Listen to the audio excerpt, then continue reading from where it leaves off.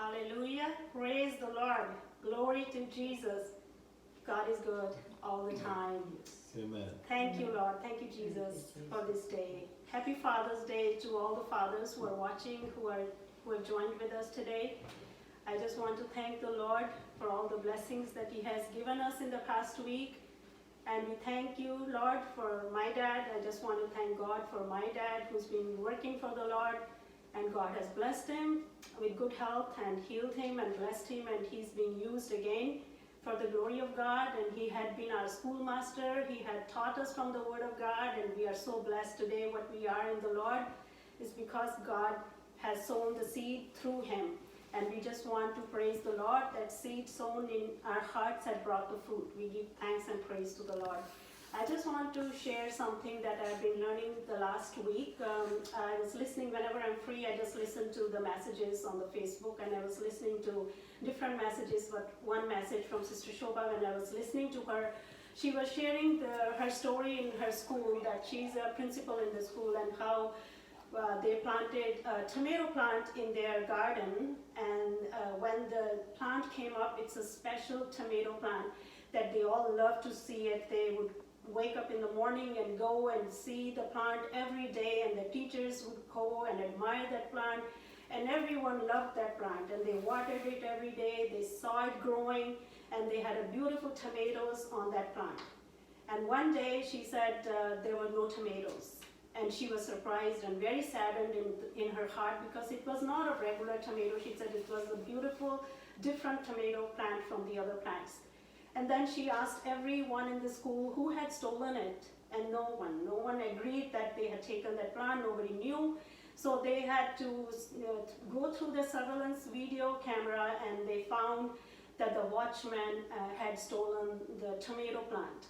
And that really hurt her, and she called the watchman in her office, and she said, "Why did you do that?" And he was so ashamed. He said, "Ma'am, I needed it to make some curry and vegetables, so I took those I took those tomatoes, but I haven't used it yet. If you need it, I'll bring it back." And he was so ashamed. He brought it back. She felt pity on him.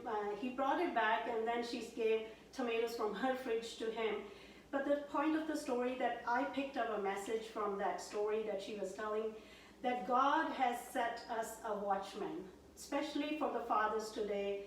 I wanted to share a verse from Ezekiel chapter 3:13 says, "O son of man, I have made thee a watchman unto the house of Israel. Therefore hear the word at my mouth and give them the warning from me." So fathers are set as a watchman in their house, and they have to hear the word of God at God's mouth and give warning to their children. And they do. From the childhood, they teach their children, and they hear the word of God. But I've learned a lesson that if the watchman was stealing, if the fathers who are set as a watchman, if they will not do what they are teaching their children to do, then they will be ashamed. And that's the lesson here, the take-home lesson that I learned for all of us, that if we are the watchmen to observe and to teach our children, then we need to watch that we are doing the same thing. If we are teaching them the 10 Commandments, the first commandment tells us that you shall have no other God before you. And anything that comes, we prioritize before God.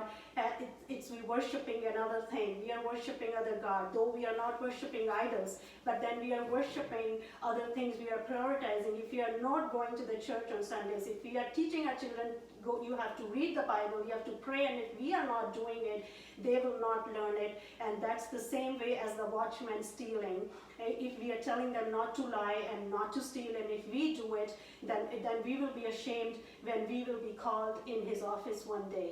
So this is the take-home lesson for us, that we are the watchmen. I want to pray for all the fathers today, and I want to thank God for my dad and for all the fathers who are here. Thank you, Father God. We bless you and we praise you, Father, for this moment that you have given us, Father, to worship you and to acknowledge you, that you are our Father. You are our Heavenly Father, God. You have adopted us into your family, that we can come boldly before you and call you our Abba Father. Lord, you are our Abba Father. We just praise you and we thank you for calling us your children, Lord. You said you are my children. Father, we thank you for taking us into into your fold and blessing us and forgiving us. Thank you for sending your son Jesus to die on the cross for us. Thank you for loving us so much that you gave your only son, Lord Jesus, to die on the cross. Thank you for the blood of Jesus that was shed for our sins.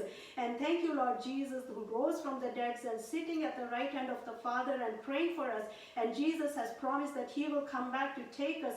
Help us, Father God, that all the fathers, I commit them into your hands, Father, those who are watching. And Father, I pray, let them be good watchmen as you have set them the watchmen. Let them hear your voice at thy mouth and let them give warning to their children, Father God. Father, I pray that you will bless each one of us. Rest of the service I give into your hand, and I pray for blessing upon all the people, those who hear thy word, Father. I pray for thy protection and healing and anointing upon all the people. In Jesus' name we pray.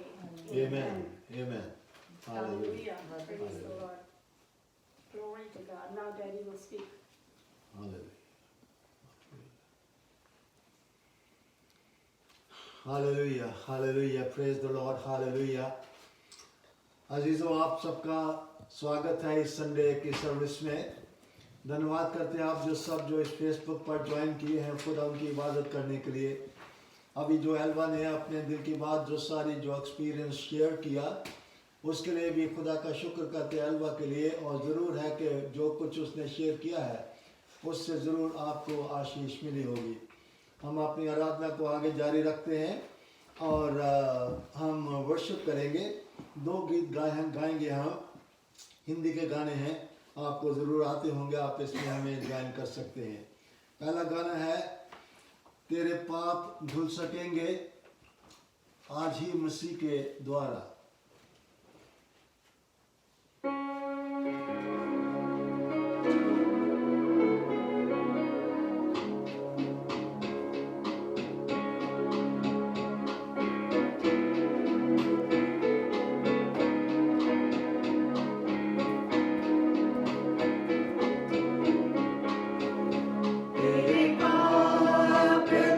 सकेंगे आज ही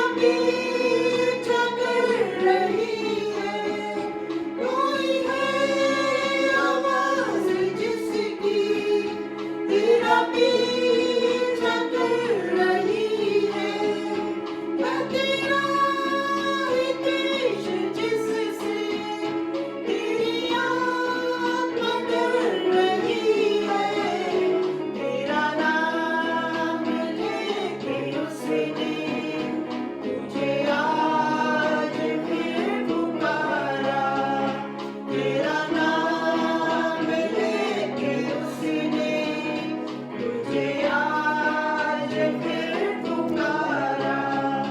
सिर्फ एक नजर उठा के देख ले लहू की धारा, सिर्फ एक नजर उठा के देख ले लहू की धारा, तेरे पाप धुल सकेंगे आज ही मसीह के द्वारा।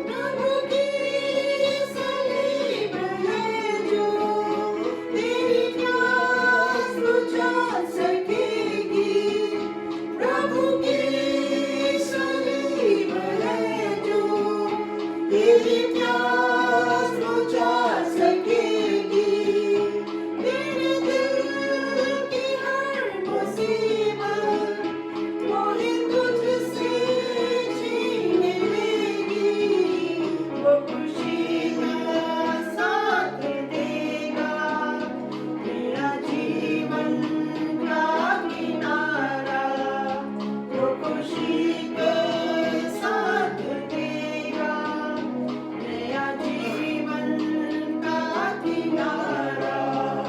सिर्फ एक नजर उठा के देख ले लहू की धारा, सिर्फ एक नजर उठा के देख ले लहू की धारा, तेरे पाप धुल सकेंगे आज ही मसीह के द्वारा, तेरे पाप धुल सकेंगे आज ही मसीह के द्वारा, आज ही मसीह के द्वारा, आज ही मसीह के द्वारा। जमीन पर इंसान का इससे ज़्यादा कोई काम नहीं है कि उसके पाप जो है वो खुदा यीशु मसीह के लहू के द्वारा धोए जाए।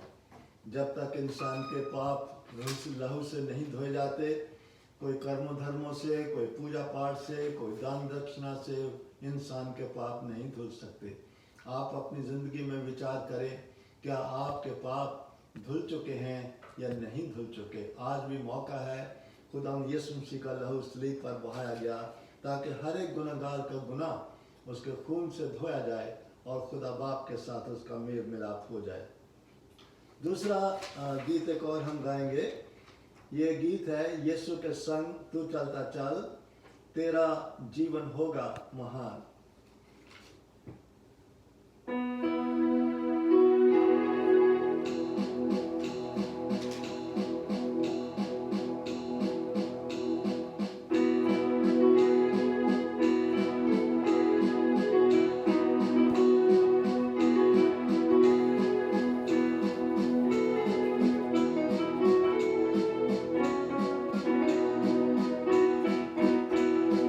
यीशु के संग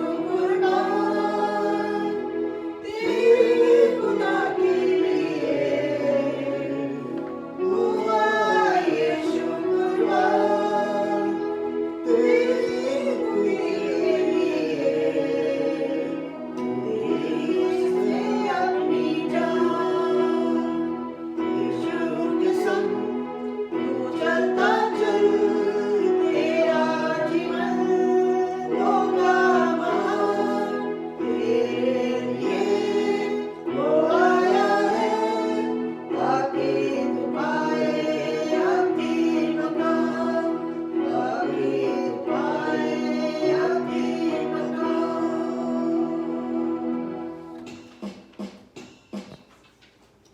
hallelujah, hallelujah, praise the Lord, hallelujah. हम बाइबल में से एक छोटा सा हिस्सा पढ़ेंगे और नीना बेटी हमारे साथ पढ़ेंगी। पहला यूहन्ना उसका 3रा बाब और उसकी पहली आयत, 1 John chapter 3 and verse 1. I will read 1 John chapter 3 verse 1. Behold, what manner of love the Father has bestowed on us, that we should be called children of God. Amen. Amen. Amen. Hallelujah. खुदा के लोगों, आपके पास Bibles होंगी, आप अपनी Bibles को निकालें और मिलकर हम खुदा के कलाम में से सीखेंगे। खुदा का धन्यवाद हो कि उसने हमें ज़िंदा रखा है और ये दिन जो फादर्स डे है, इस पर हम इस तरह से इकट्ठा मिल सकते हैं, खुदा की तारीफ कर सकते हैं। आप सबको जो फादर्स हैं या ग्रैंड फादर्स हैं, मेरी ओर से हैप्पी फादर्स डे। खुदा आपको बहुत बहुत आशीष दे। जो फादर्स डे है, ये एक फेस्टिवल है, एक त्योहार है। हम क्रिश्चियन जानते हैं कि क्रिश्चियनिटी में ज़्यादा हमारे पास फेस्टिवल्स या त्योहार नहीं है, थोड़े हैं गिने चुने। जैसे क्रिसमस है, पाम संडे है, गुड फ्राइडे है, ईस्टर है, और आजकल लोगों ने पेंटिकॉस्ट संडे जो है वो भी मनाना शुरू कर दिया, जो बहुत ही अच्छी बात है। और इन सारे जो फेस्टिवल्स हैं, उनके पीछे खुदा का बड़ा मकसद है। सारे फेस्टिवल्स के पीछे खुदा की अनेक बरकतें हैं। इसीलिए तो खुदा ने इन फेस्टिवल्स को शुरू किया और हमारी ज़िंदगी में इनको दे दिया। इन फेस्टिवल्स के पीछे जो खुदा का मकसद है, ना सिर्फ हमें बरकतें देने का, बल्कि ये मकसद है कि हमारी ज़िंदगी में इन फेस्टिवल्स को सेलिब्रेट करने से हमारी ज़िंदगी में तब्दीलियां आ सके। जहां हमारा पाँव जो फंसा हुआ है, वहां से पाँव हमारा निकल सके। हम जहां दलदल में धंसे हुए हैं, उस दलदल में से निकल के हम आगे जा सके। जिन छुटकारों की, डिलीवरेंसेस की हमें ज़रूरत है, जब ये फेस्टिवल्स आते हैं, त्योहार आते हैं, इनको मनाने के ज़रिए हम आगे जा सकें, हम अगले लेवल तक जा सकें, और जहां हम थे वहीं हम पड़े न रहें, बल्कि उनके आगे हम जा सकें। इसी तरह ये जो फादर्स डे है, ये भी ऐसा ही है। जो फादर्स डे है, ये एक ऐसा त्योहार है जिसमें ज़रूरी हो जाता है कि बाप लोगों के बीच में और बच्चों लोगों के बीच में जो उनकी टाइज है, जो उनके संबंध हैं, वो स्ट्रॉन्ग हो जाए। इतनी टाइज मजबूत हो जाए जैसा खुदा की नज़र में है कि माँ बाप और बच्चों के बीच में इस तरह से बंधन जो है वो मजबूत होना चाहिए। ये जो फादर्स डे है, ये इसलिए है ताकि जो रिपेयरेबल जो चीज़ें हैं इस रिलेशन में, उनको रिपेयर किया जाए और उनको नया बना दिया जाए और रिश्तों को ऐसा मजबूत कर दिया जाए ताकि फैमिली के पूरे फायदे जो है वो उठा सके। जो फादर्स डे जब आता है तो क्या होता है, जो बच्चे लोग हैं वो अपने पेरेंट्स की, अपने बाप की सर्विसेज को याद करते हैं, सैक्रिफाइसेस को याद करते हैं, सफरिंग्स को याद करते हैं, स्ट्रगल्स को याद करते हैं और उनका ऑनर करते हैं और उनका धन्यवाद करते हैं। और इस तरह से ये सेलिब्रेट जो है वो करते हैं। और ये जब ये मनाया जाता है फादर्स डे, जब हम अपने ज़मीनी बाप लोगों का शुक्र अदा करते हैं, हम लोगों को ये नहीं भूलना चाहिए कि जो कुछ हमारे दुनियावी बाप लोगों ने हमारे लिए किया, जो उन्होंने हमारी सर्विसेज की, जो सेक्रीफाइसेस की, जो स्ट्रगल्स और जो उन्होंने सफरिंग जो ली, वो ले नहीं पाते अगर खुदा उनको ये तौफीक नहीं बख्शता जो हमारा आसमानी बाप है।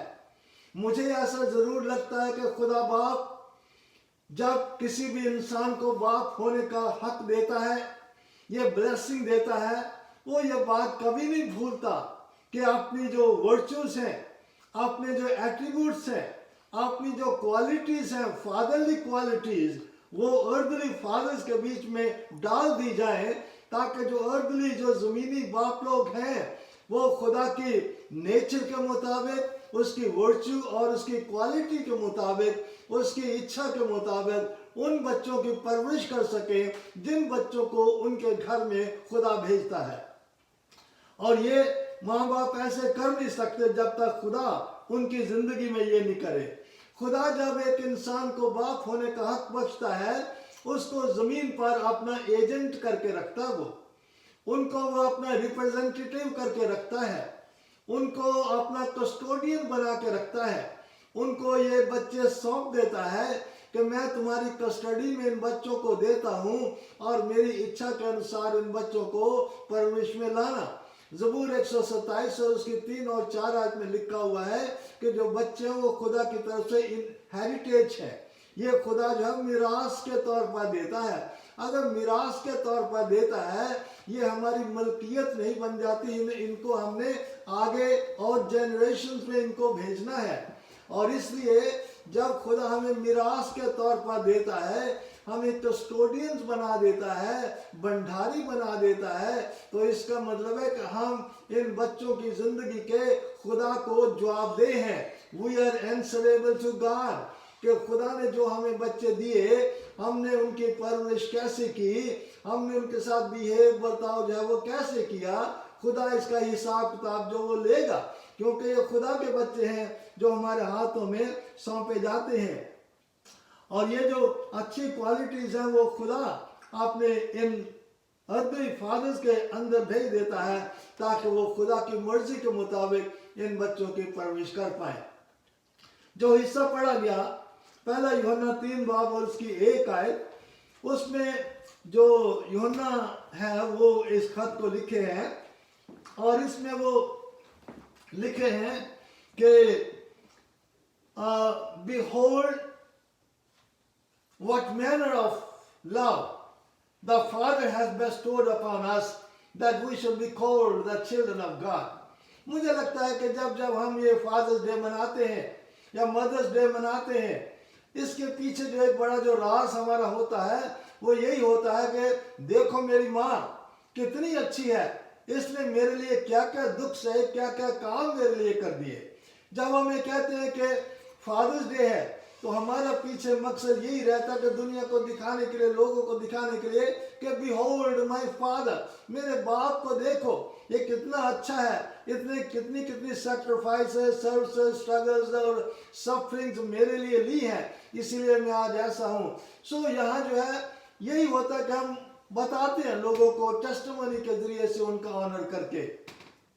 और इसीलिए जो यूहन्ना जो है रसूल, वो भी इस खत में कलीसिया को लिखते हैं, behold what manner of love the Father has bestowed upon us। देखो खुदा ने किस किस्म का प्यार हमारे ऊपर बरसा दिया। खुदा के प्यार को देखो। ये यूहन्ना कौन है?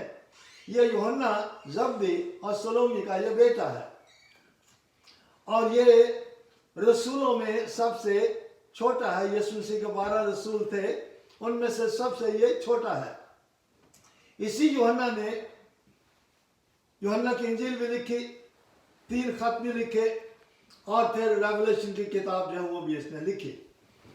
और ये यूहन्ना जो है खुदा उनको बहुत प्यार करता था। अगर आप गॉस्पेल्स में पढ़े, वहाँ बार बार इसका जिक्र आया है कि ये जो जॉन है, he was the beloved of Jesus Christ. ये यीशु मसीह के बहुत ही प्यारा शागिर्द था ये, क्योंकि यूहन्ना की इंजील 13 बाब में लिखा हुआ है कि जब यीशु मसीह फसह के टाइम पर खाना अपने शागिर्दों के साथ खा रहे थे, और यीशु मसीह ने कहा कि तुम में से एक मुझे पकड़वाएगा, तो पतरस ने यूहन्ना से पूछा कि वो कौन है। क्यों यूहन्ना से पूछा? क्योंकि यूहन्ना यीशु मसीह के सीने के ऊपर सर रख के वहां बैठा हुआ था। सो इतना प्यार करता था कि यीशु मसीह के सीने के ऊपर सिर रख के ये बैठा हुआ था। और ये यूहन्ना वो है जो हमें ये बताता है कि यूहन्ना 3:16 में लिखा है कि देखो खुदा ने दुनिया से ऐसी मोहब्बत की कि उसने अपने इकलौते बेटे को दे दिया कि जो कोई उस पर ईमान लाए हलाक न हो बल्कि हमेशा की जिंदगी पाए। यही यूहन्ना है जो पहला यूहन्ना 4:8 में लिखा हुआ जो बोलता है कि गॉड इज लव, खुदा जो है वो मोहब्बत है। यूहन्ना 15:13 में लिखा है, यूहन्ना बोलता है कि इससे बढ़कर कोई मोहब्बत कोई क्या कर सकता है कि अपने दोस्त के लिए अपनी जान दे दे। सो जब यूहन्ना बोलता है कि behold the manner of love, what manner of love God has bestowed upon us, तो इस यूहन्ना से बढ़ के खुदा के प्यार के बारे में और हमें कौन बता सकता है। सो इसके प्यार के बारे में देखें कि कैसे यूहन्ना अपने आसमानी बाप के प्यार के बारे में बोल रहा है कि आसमानी बाप ने हम लोगों से किस किस्म का प्यार किया है। और मैंने बताया कि ये जो आसमानी बाप का जो प्यार है वो हमारे ज़मीनी बाप लोग इसलिए करते हैं क्योंकि खुदा अपने प्यार को हमारे ज़मीनी बाप लोगों की ज़िंदगी में डाल देता है ताकि वो हमें खुदा का सा प्यार जो है वो कर सके। और इसलिए यहाँ जो लिखा है कि behold, यूहन्ना बोलते हैं behold what manner of love। ये जो behold वर्ड है ये कोई सी नहीं है, ये लुक नहीं है। ऐसा नहीं बोला कि सी और look, but he says behold। behold जो है इसका स्पेशल मतलब है, इसका मतलब है gaze upon, टिकटिकी लगा के देखो, fix your eyes on him, उसके प्यार के ऊपर नजर गाड़ के देखो, सब चीजों से अपनी नजर हटा के उसको देखो। ऐसा नहीं जैसे आप सेट ऑफ लाइट पर आए, वहां सिग्नल लगा हुआ है, रेड है, येलो है, ग्रीन है, उसमें लिखा है कि look, stop, look and go.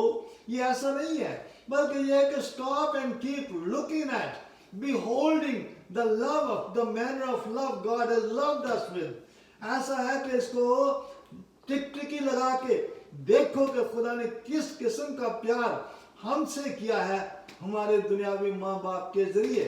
ये ऐसी चीज है जिसको बार बार देखो, 1000 बार देखो, क्योंकि खुदा का प्यार सचमुच देखने की चीज है। ये ऐसा नहीं है जैसे लूका 10 में लिखा हुआ है कि एक आदमी यरूशलेम से यरीहो को जा रहा था तो रास्ते में चोरों ने उसको मारा और वहां से एक लेवी गुजरा, वो भी उसको देखा तो जरूर लेकिन वो निकल गया। फिर एक प्रीस्ट आया, उसने भी देखा तो जरूर लेकिन वो निकल गया। लेकिन जब एक गुड समरिटन आया उसने देखा लेकिन वो वहां रुक गया, बिकॉज ही beheld him, उसने टिकटिकी लगा के उसको देखा और इसलिए वहां वो रुक गया और उसकी वो मदद की।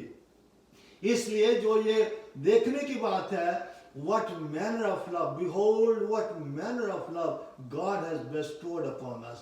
आज मेरी ये आपसे दरख्वास्त है कि आप रुक कर खुदा के उस बड़े प्यार को देखें जो उसने हमसे किया और अपने बेटे की मार्फत किया और हमारे दुनियावी बाप लोगों की मार्फत जो है वो किया। सो उसको देखने की जरूरत है, उसको परखने की जरूरत है, क्योंकि जब वर्ड behold आया है इसका मतलब है behold that there should be a change in your life।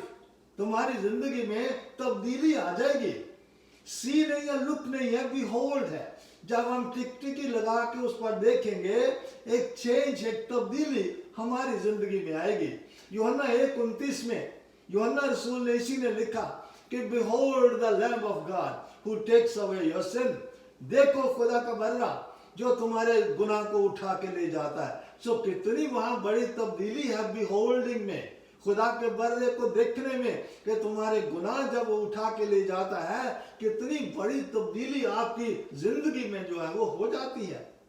यूहन्ना की इंजील उसका 19 बाब और 5 आयत में जब यीशु मसीह को कोड़ों से मार मार के लहू लुहान कर दिया, जख्मी कर दिया, पिलातुस के सामने उसको हाजिर किया, तो पिलातुस क्या फकीरों फरीसियों को याजकों को क्या बोलता है, behold this man, इस आदमी को देखो, तुमने क्या हालत इसकी बना दी है, इसको यहाँ से ले जाओ क्योंकि ये बेकसूर है और तुम्हारी जिंदगी में यह तब्दीली लाने के लिए behold this man, एक बेगुनाह आदमी को तुम ऐसे कर रहे हो।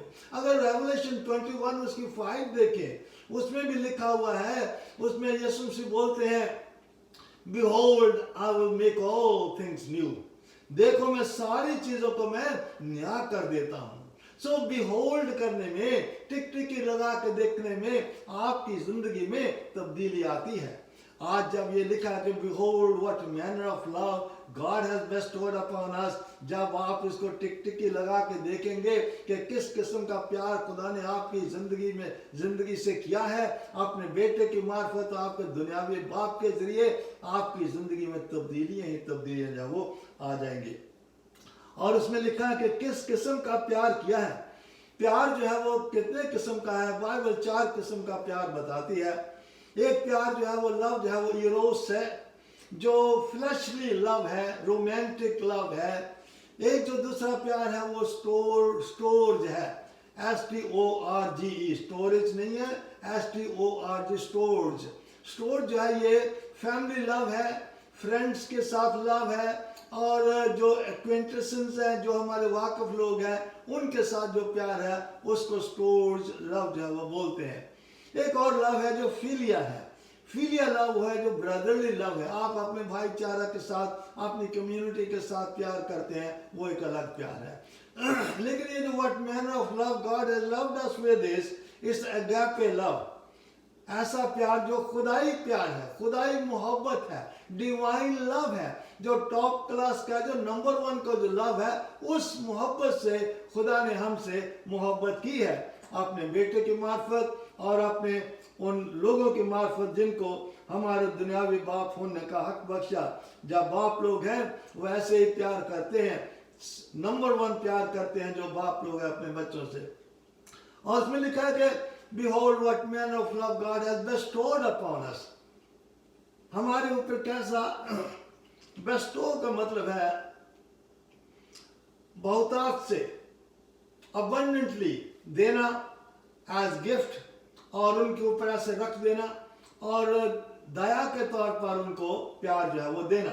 और खुदा ने ऐसे ही हमें अपना प्यार जो है वो दिया है और गिफ्ट के तौर पर दिया है।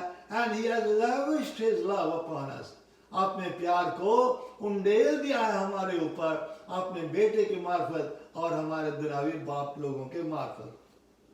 और इसमें लिखा हुआ है कि that we should be called the children of God. Behold what manner of love God has bestowed upon us, that we should be called the sons and the daughters of God.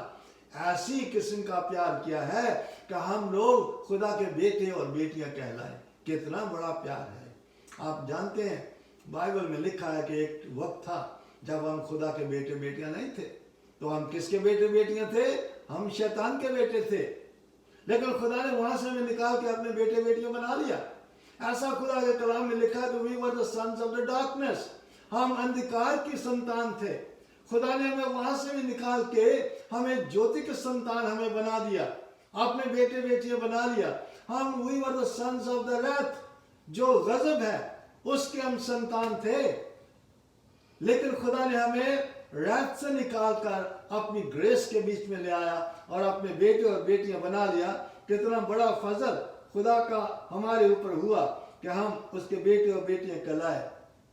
खुदा ने तब हमें प्यार किया। Romeo का खत उसका 5 बाब की 6 और 8 में लिखा, when we were yet sinners then God called us to be his children, जब हम गुनाहगार थे। ऐसा भी लिखा कि when we were yet his enemies, जब हम उसके दुश्मन थे तब उसने हमें अपने संतान होने का हक उसने दे दिया। और ये उसने दे दिया ताकि हम उसके लोग बन जाएं।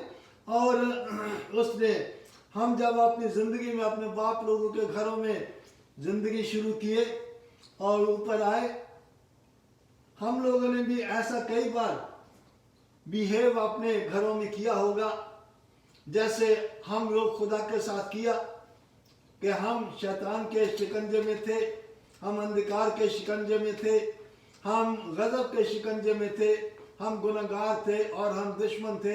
हमने घरों में भी ऐसा बिहेव अपने माँ बाप के साथ किया। लेकिन हमारे बाप लोगों ने हमें कोई डिसोन नहीं किया, हमें घरों से नहीं निकाल दिया कि जाओ मेरे घर से चले जाओ। नहीं, वो अपने पास रखा और हमें अपने संतान होने का हक जो है वो बख्शा रखा। सो यहाँ जो है खुदा ने behold what manner of love God has bestowed upon us that we should be called his children. कितना बड़ा प्यार खुदा ने किया है और ये किया है अब हमारे दुनियावी बाप लोगों के जरिए से। हमारे बाप लोगों ने जो ज़मीन पर हमारे अर्दली फादर जो बने, उन्होंने बिल्कुल ऐसा ही प्यार किया जैसे खुदा ने सब गुनाहगारों से किया। और ये प्यार उनको कहाँ से मिला? खुदा से मिला। आप देखें, आप अपने लोगों के साथ, अपनी फैमिली के साथ कैसा प्यार करते हैं? क्या खुदा जैसा प्यार करते हैं या नहीं करते हैं? अगर नहीं करते हैं तो खुदा से वो प्यार ले लें जो अगैपे लव है, जो यीशु मसीह के जरिए मिलता है। उस प्यार को अपने खानदान के साथ, अपने बच्चों के साथ करें, ताकि वो भी कल आपको रियली आपको हैप्पी फादर्स डे वो बोल सके। और आज ये भी वक्त है कि हम खुदा को भी बोलें हैप्पी फादर्स डे, क्योंकि वो हमारा बाप है जिसने अपने क्वालिटी, अपनी नेचर, अपनी वर्च्यू हमारे अर्दली फादर्स में डाल दी, ताकि उसकी नेचर और उसके स्वभाव से हम लोगों को प्यार करे, हम लोगों की परवरिश करे। आमेन। नंबर 2, कैसे खुदा ने हमें किया? Behold what manner of love God has bestowed upon us. Number 1, the manner of lashes He lashed us with.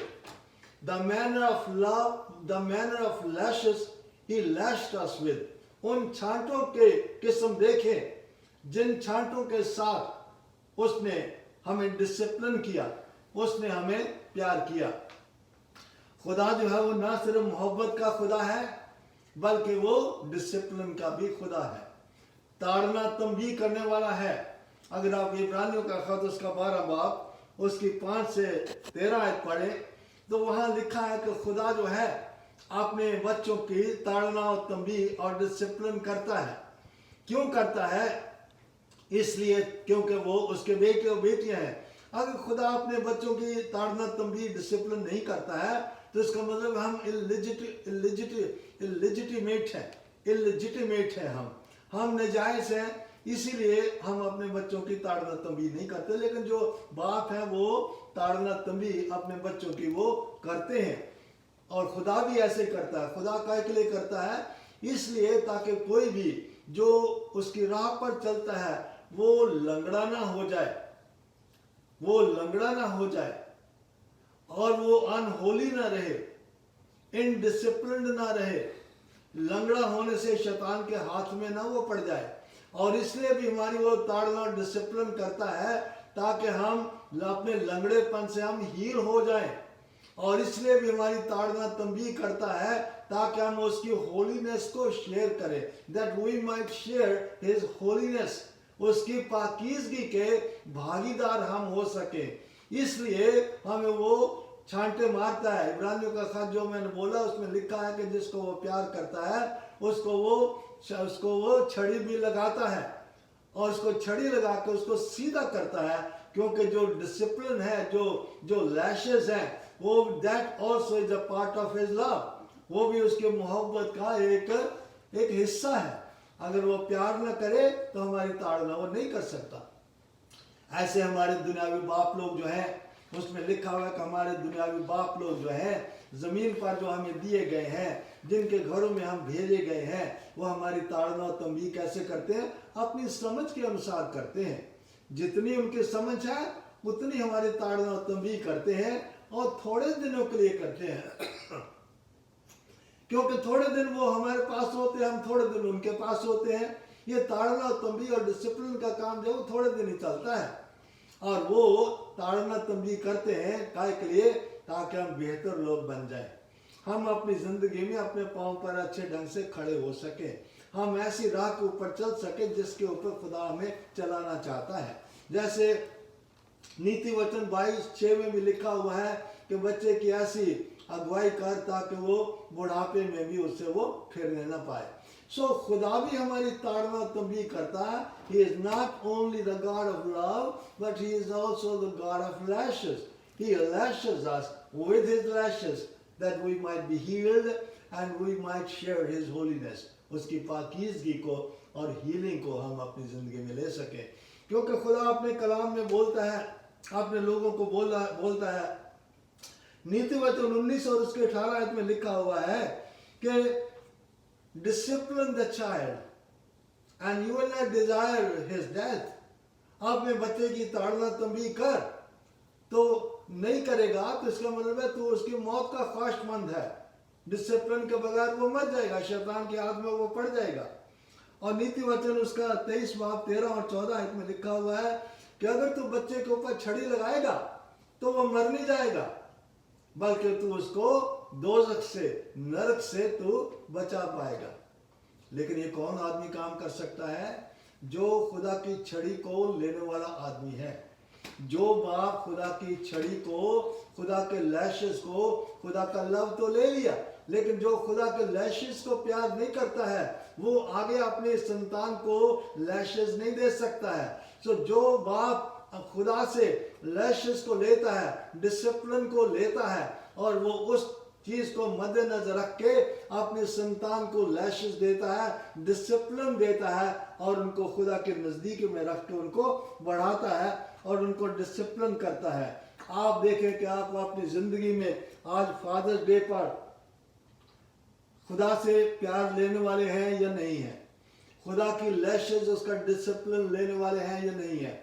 आप अपने संतान को लैशेस, डिसिप्लिन देते हैं या नहीं देते हैं? जिन कंट्रीज में हम रहते हैं हम जानते हैं यहाँ का माहौल कैसा है, लेकिन खुदा तलब करेगा हमारे बच्चों की जिम्मेदारियों को कि हमने उनको डिसिप्लिन पर डाला कि नहीं डाला, खुदा के स्वभाव और खुदा की क्वालिटीज, खुदा की वर्चुज पर उनको डाला कि नहीं डाला। इसलिए आप इस फादर डे पर इस बात को भी जरूर सीख लें कि ना सिर्फ खुदा जो हमारा गॉड ऑफ लव है, what man of love he has loved us with, but also the lashes he has lashed us with. कैसा डिसिप्लिन वो हमें करता है और ये उसके प्यार का एक हिस्सा है। तीसरी बात देखें, behold what man of love God has loved us with. कैसी मोहब्बत के साथ उसने हमारी मोहब्बत की है, उसने हमारी मोहब्बत की है in the manner of provision and protection. हमारी जरूरतों को पूरा करने के लिए, हमारी सुरक्षा करने के लिए किस ढंग का प्यार उसने हमें किया है। हम जानते हैं खुदा के कलाम में लिखा हुआ है कि खुदा जो है हमारा प्रोवाइड करने वाला है, हमारी प्रोटेक्शन करने वाला है। ज़बूर 23 में भी लिखा हुआ, the Lord is my shepherd I shall not want. मुझे कोई घटी कमी नहीं होगी, यानी कि वो मेरा प्रोवाइडर होगा।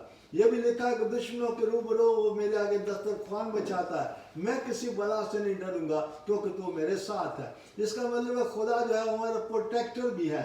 और ये जो क्वालिटी है प्रोविजन की और प्रोटेक्शन की, खुदा ने हमारे दुनियावी बाप लोगों के बीच में डाल रखी है।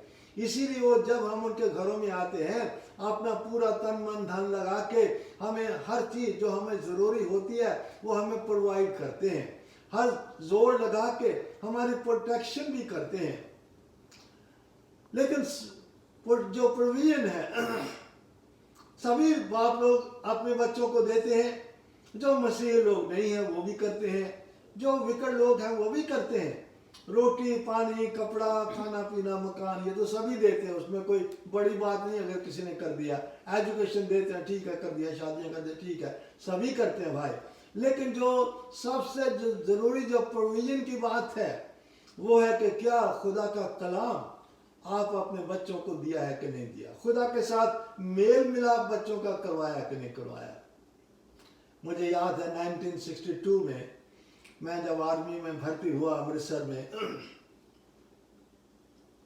मेरे फादर साल्वेशन आर्मी में काम करते थे। 1962 में अगर आप हिस्ट्री को उठा के देखें तो आपको मालूम पड़ेगा कि साल्वेशन आर्मी की जो सैलरी उस वक्त मुनादों की क्या हुआ करती थी।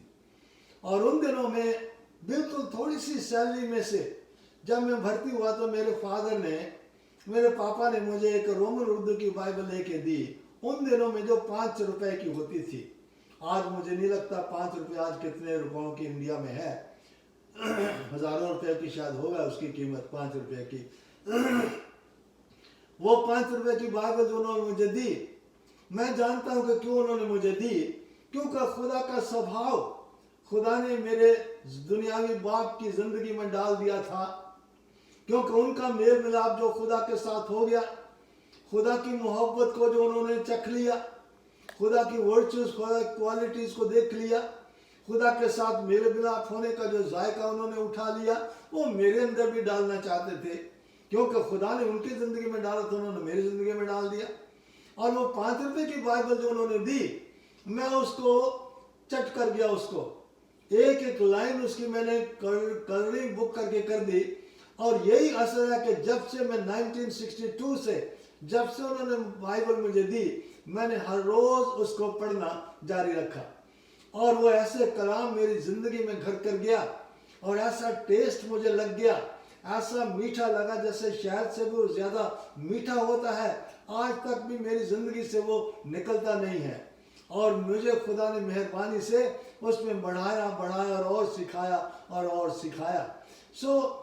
मेरे बाप ने मेरी जिंदगी में खुदा का कलाम जो है वो बोया और आज उसका फल जो है वो सब जगह जो है वो नजर आता है। आप अपनी जिंदगी में देखें, आप अपने बच्चों को शायद सब कुछ दिया, रोटी कपड़ा मकान आपने सब कुछ दिया, लेकिन अगर आपने कितना पैसा खर्च के अपने बच्चों को एक अच्छी बाइबलें आपने खरीद के दी है।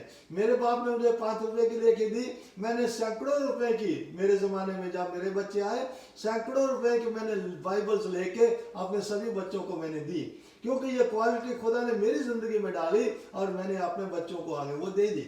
और आज आप देखते हैं मेरे बच्चे खुदा जो है खुदा में है और मेरी जिंदगी भी इससे खुश है और मेरे बच्चे भी खुदा में खुश है। आप देखें, आप इतना खर्च अपने बच्चों पर करते हैं, क्या आप एक अच्छी महंगी वाली बाइबल लेके अपने बच्चों को देते हैं या नहीं देते हैं? आप जरूर दें, ये आपकी बेस्ट प्रोविजन होगी। आपने बाकी कुछ दिया सब खत्म हो जाएगा, लेकिन खुदा का कलाम कभी खत्म नहीं होगा। आमीन। दाऊद की जिंदगी में अगर आप देखें, दाऊद राजा था, उसका बेटा सुलेमान था और सुलेमान के बादशाह जब बनने का वक्त आया और उसमें लिखा हुआ है, अगर आप पहला इतिहास उसका 28 बाब पढ़े और उसकी 11 आयत से अगर आगे आप पढ़ते चले जाएं, वहां ये मालूम पड़ेगा कि दाऊद अपने आखिरी दिनों में अपने बेटे सुलेमान के साथ वो क्या किया।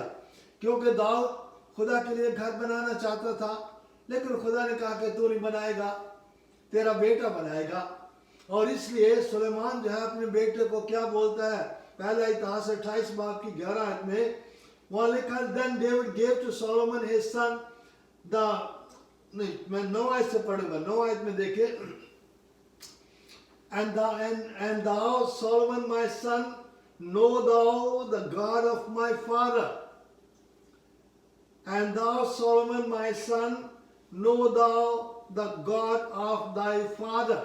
हे सुलेमान मेरे बेटा, अपने बाप के खुदा को जान। कितनी अच्छी बात है। सुलेमान का बाप कौन था? दाऊद। तो दाऊद का खुदा कौन था? यहोवे, यहोवा। अपने बेटे को ये बोल रहा है कि चाहे तेरे पास कितना ज्ञान हो, कुछ भी हो, लेकिन अपने बाप के खुदा को जानना तेरा परम कर्तव्य है। आमीन। बोला कि मेरे बाप के खुदा को जान, क्योंकि कितने खुदा दुनिया में हैं जो झूठे हैं और जो मरे हुए हैं, बुत हैं। लेकिन अपने बच्चों को इन देशों में यह सिखाना जरूरी है कि अपने बाप के खुदा को जान। आपका खुदा अगर यहोवे है, यहोवा है, तभी आप अपने बच्चों को बता पाएंगे कि मेरे खुदा को जान, मेरे खुदा को जान। अगर आपने यहोवा को अपना खुदा मान लिया है तो अपने बच्चों को भी दे दें, इससे बड़ी और प्रोविजन कोई नहीं होगी। और उसमें लिखा हुआ है, no thou the God of the Father and serve him with a perfect heart। पूरे दिल से उसकी सेवा कर। जैसे दाऊद ने पूरे दिल से खुदा की खिदमत की, ऐसे अपने बच्चे को यह तालीम दे रहा है कि पूरे दिल से मेरे खुदा की, जो तेरा खुदा होगा, उसकी खिदमत कर। ये प्रोविजन अपने बच्चों को देना बहुत जरूरी है। और उसमें लिखा है कि पूरे दिल से कर, and with A willing mind, और स्वयं इच्छा से, अपनी मर्जी से, परफेक्ट हार्ट से और अपनी मर्जी से खुदा की खिदमत कर। ये अगर आप अपने बच्चों को नहीं दिए हैं तो जिंदगी में आपने उनको कुछ नहीं दिया है, कुछ नहीं दिया आप उनको। ये चीजें उनको दें, एक अच्छा कलाम उनको खरीद के दें और उनको ये बताएं कि मेरे खुदा को मानना जो जिंदा है और उसके पूरे दिल से परफेक्टली उसकी खिदमत करना और स्वयं इच्छा से उसकी खिदमत करना, ये बड़ी अच्छी प्रोविजन होगी। और अगर 11 में जाए तो 11 में उसको बोलते हैं and then David gave to Solomon his son the pattern of the pots. उसने खुदा का जो टेम्पल का जो आंगन था, जो खुदा का टेम्पल, जो खुदा ने दाऊद को कहा कि तू नहीं बनाएगा तेरा बेटा बनाएगा, उसने खुदा के टेम्पल का घर का नक्शा अपने बेटे को दिया कि खुदा का घर ऐसा होता है, ऐसा तो खुदा के घर को बनाना है। अजीजों, ध्यान से सुन ले इस बात को, क्या आपने अपने बच्चों को खुदा के घर को बनाना सिखाया कि नहीं सिखाया? खुदा के पैटर्न के मुताबिक कि खुदा के घर को गिराना सिखाया है? जो बाप लोग खुदा के घर को गिराते हैं, उनके बच्चे भी खुदा के घर को गिराते हैं। लेकिन जो बाप लोग खुदा के घर को बनाते हैं, वो भी अपने बच्चों को सिखाते हैं कि खुदा के घर को खुदा की इच्छा के अनुसार उसके पैटर्न के मुताबिक बनाना। बाइबल बोलते हैं कि हमारा जो शरीर है ये खुदा का घर है, इसको भी खुदा के पैटर्न के मुताबिक, खुदा की रजा के मुताबिक इसको बनाना। अगर ये चीजें अगर आप देंगे अपने बच्चों को, इससे बढ़कर और कोई अच्छी प्रोविजन आप अपने बच्चों को नहीं दे सकते। आगे अगर आप पढ़ेंगे, आगे भी लिखा, अगर नेक्स्ट 29 चैप्टर में लिखा हुआ है कि दाऊद ने अपने बेटे सुलेमान को टेम्पल बनाने के लिए मटेरियल भी तैयार करके दे दिया।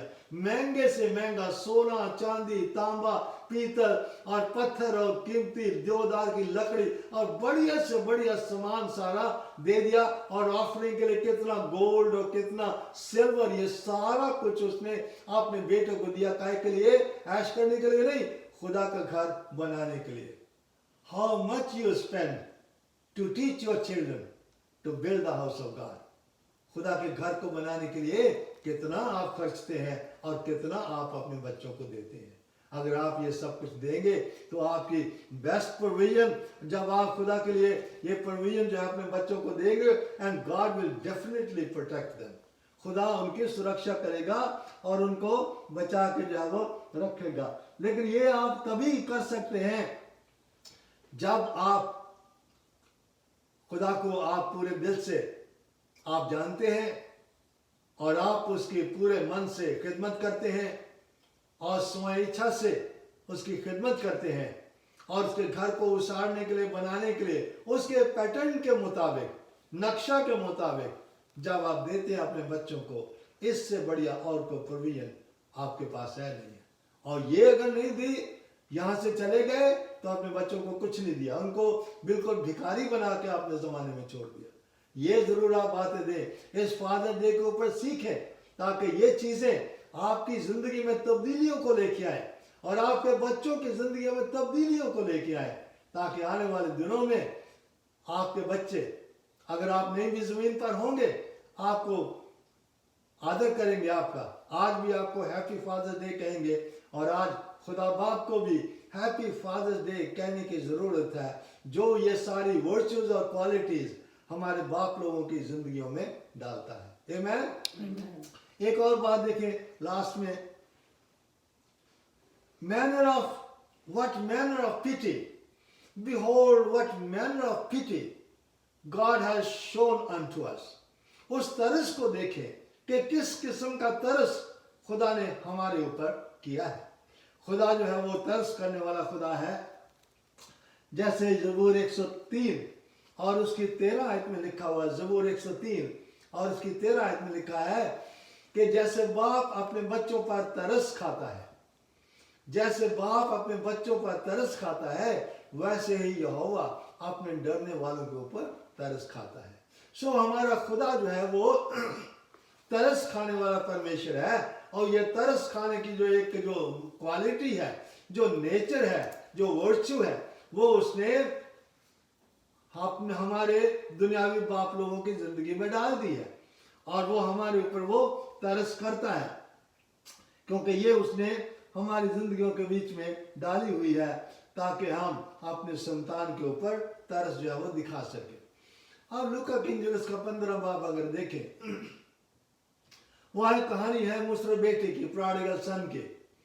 वो अपने बाप से जो कुछ उसका बनता था सारा कुछ बंटवा के ले गया, ये सोच के कि मैं अपनी जिंदगी को हैंडल कर सकता हूँ, अभी मुझे मेरे बाप की जरूरत नहीं है, जो मेरी जायदाद माल बनता वही मुझे दे दो। तो बाप ने उसको दे दिया, वो लेके चला गया। और हम जानते हैं कि कैसे वहां वो गरीब बन गया, सभी दोस्त उसको छोड़ के चले गए, वो पेनीलेस हो गया, वो जॉबलेस हो गया, वो होमलेस हो गया, और जाके सूरों के साथ वो रहने लगा। बड़ी मुश्किल से किसी ने उसको रख लिया सूरों को देखने के लिए, और आप जानते हैं कि सूरों के साथ रहने से कैसे भूखा प्यासा और कैसे नंगा और बदहार उस घड़ी में हो गया। लेकिन वहां उसको याद आता है कि मैं अपने घर में, मेरे जो नौकर हैं वो भी मुझसे अच्छे हैं, वो खाते पीते हैं, वो छोड़ भी देते हैं, और मैं अपने बाप के घर में जाऊंगा और मैं उससे कहूंगा कि मुझे माफ कर, मैं तेरा बेटा बनने के लायक नहीं, मुझे अपने नौकर का समय रख ले।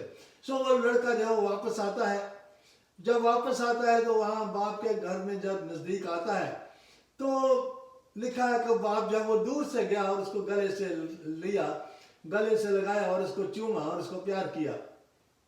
लीगली अगर आप देखें तो उस लड़के का कुछ बनता नहीं था, बाप को यह जरूरी नहीं था कि उस लड़के को अपने घर में आने देता, क्योंकि जो कुछ उसका बनता था वो ले गया, उसने उड़ा दिया। अभी उसका किस्सा जो वो खत्म हो गया, अभी उसका कोई हक नहीं है घर में आने का।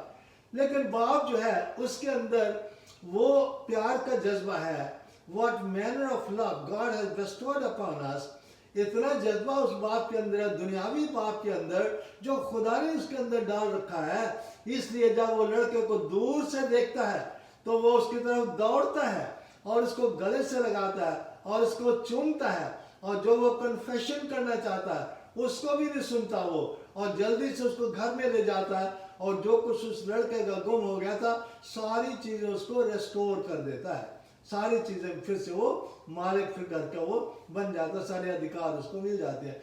सो इस तरह से हमारा जो बाप है वो भी पिटी करने वाला है, तरस करने वाला है, दया करने वाला है। Lamentation 3:22-23 में लिखा है कि every morning his mercies are new, his compassions fail not, that is why we are not consumed। हर रोज उसकी दयाएं नई होती हैं, उसके तरस नए होते हैं, इसीलिए हम भस्म नहीं हुए हैं। सो खुदा की ये जो मर्सी देने वाले की, कंपैशन देने वाले की, दया देने वाले की जो एक क्वालिटी है, जो नेचर है, वो हमारे दुनियावी बाप लोगों के बीच में उसने डाल दी। इसीलिए जब हम अपने घरों में अपने बाप लोगों के साथ जब हम अपना कई तरह का बुरा व्यवहार करते हैं, लेकिन हमारे बाप लोग वैसे हमसे स्टर्नली बिहेव नहीं करते जैसे हमारा बनता है, जैसे हमें सजा मिलनी चाहिए वैसे हमें नहीं देते हैं, क्योंकि खुदा का प्यार उनमें डला हुआ है। उसी प्यार के जरिए हमारे ऊपर वो तरस करते हैं, दया करते हैं। चाहे हम कितना बड़े से बड़ा जुर्म करके घर में आ जाए, हमें फिर वो स्वीकार करते हैं। अगर हमने नुकसान भी कर दिया हुआ बाहर, हमारा नुकसान भी भरने के लिए तैयार होते हैं और हमें डिफेंड करने के लिए वो तैयार होते हैं। अगर बाहर से कोई हमला करता है, हमारे बाप लोग चाहे उनमें हिम्मत है या नहीं है, वो डट के मुकाबला करते हैं और हमारी हिफाजत करें। क्यों? क्योंकि ये जो एक नेचर है, क्वालिटी, वर्च्यू, एट्रीब्यूट जो खुदा का हमारे दुनियावी बाप लोगों के बीच में डाला हुआ है, और इस तरह से हमारे संग वो करते हैं और इसके लिए हम धन्यवाद करते हैं। जब ये मुसरा बेटा घर में आया तो जब ये गया सब कुछ बंटवा के, उसके बाप के बारे में लिखा कि वो बहुत एक अमीर आदमी था, उसके बड़े नौकर चाकर थे, उस गांव में, उस शहर में उसका बड़ा नाम था। लेकिन उस बड़े आदमी के घर से एक बच्चा ऐसे रूठ के चले जाना, अपना माल स्वाब लेके चले जाना, आप मानिए कि उस गांव में, उस शहर में उस बड़े आदमी की, रिच मैन की कितनी बड़ी बेइज्जती हुई होगी, कितना बड़ा शर्म उसको झेलनी पड़ी होगी कि देखो ऐसे आदमी का बेटा, वो शायद इसका बाप की बनती नहीं थी, बाप उससे सख्ती करता होगा, पता नहीं क्या उसके ऊपर किया उसने कि बेटा नाराज होकर घर से चला गया। कई तरह की शर्मिंदगी उस बाप की जिंदगी में आई, लेकिन जब वो वापस आया तो बाप ने उस शर्मिंदगी की कोई परवाह नहीं की, बेइज्जती की कोई परवाह नहीं की, और उसको फिर से घर में स्वीकार कर लिया। ऐसे हमारा खुदा बाप है।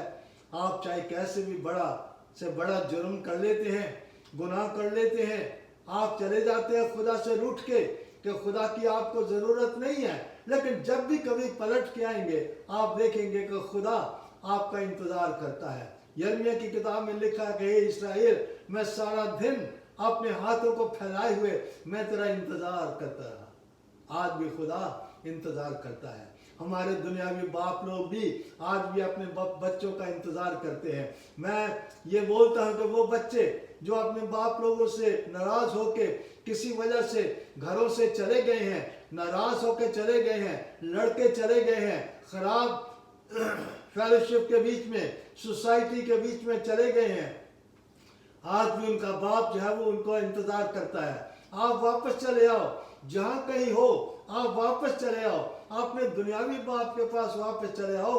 आपके बाप के अंदर खुदा ने अपना प्यार डाल रखा हुआ है, आपको घर से नहीं निकालेगा, आपको स्वीकार करेगा और आपकी सारी रेस्टोरेशन भी करेगा। जिन लोगों ने खुदा के खिलाफ गुनाह किया हुआ है और उसके बेटे यीशु को स्वीकार नहीं किया हुआ है, उनके संग भी मेरी ये दरख्वास्त है कि आप खुदा के पास वापस आ जाएं।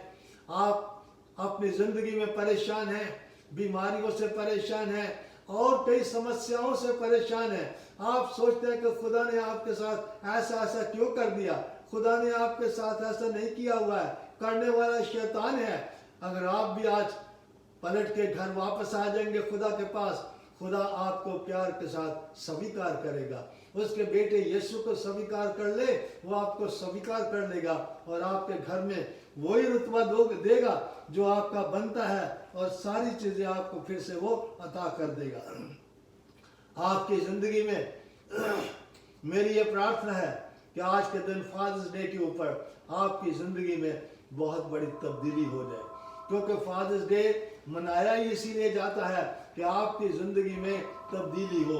आपके रिश्ते और बच्चों के रिश्ते और बाप लोगों के बीच में जो रिश्ते हैं वो बिल्कुल ऐसे स्ट्रॉन्ग बाइंडिंग के बीच में आ जाए, स्ट्रॉन्ग टाइज के बीच में आ जाए, ताकि आप अपने घर में सुख सलामती रहे और वो आशीषें पाएँ जो खुदा आपको देना चाहता। सो आप देखिएगा खुदा आपको ज़िंदगी में तब्दीली देना चाहता, अगले लेवल के ऊपर ले जाना चाहता। जहाँ कहीं आपका पैर फंसा हुआ, इफ़ यू आर स्टक, आपको खुदा वहाँ से डिलीवर करके आगे ले जाएगा।